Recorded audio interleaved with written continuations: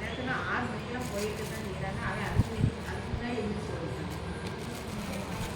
அரசியல் வேலையில் நம்மளுக்கு இதே மாதிரி இந்த ஜனநாயகம் பஸ்ஸில் சாட்டையை கையில் எடுத்துக்கிற மாதிரி கேலண்டர் ஆர்டர் நீ குடிக்க